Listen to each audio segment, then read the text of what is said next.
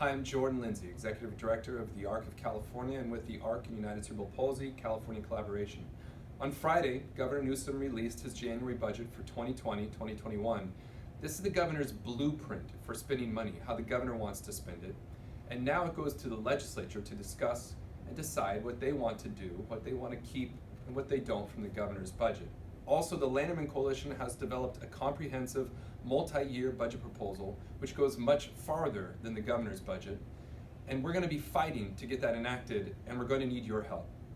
This year we continue to have a budget surplus, but not as big as last year. Last year we had an incredible campaign also across the state, and we heard from individuals with disabilities, families, direct support professionals, service providers, and regional centers, and more.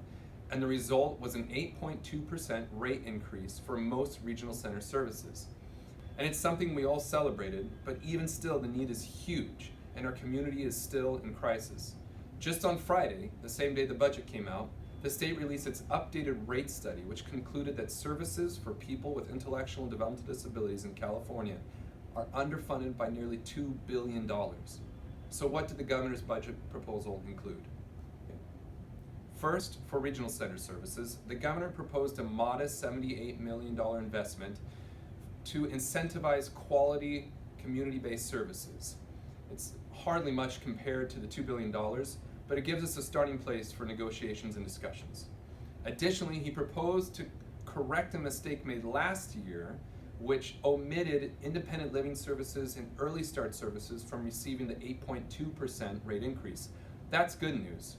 The bad news is that the governor proposes to make that correction right start a full year later than it should have been. That's something we're going to try to fight against.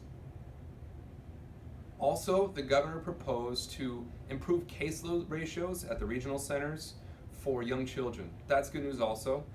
Overall, this January budget from the governor recognizes the immense critical need for the IDD community in California more than past January budgets from this governor and previous governors. Still, it's quite obvious that it falls short of the investments needed to give safety, inclusion, and opportunities for all Californians with IDD.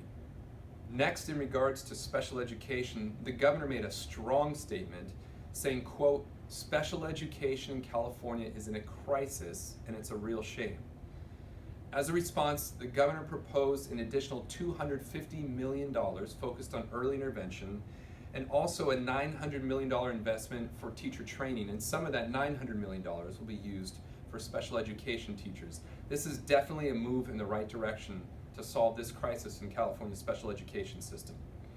As for IHSS, there will be an increase to compensate for the increase in state minimum wage, but other than that, in this proposal, there's no other increases.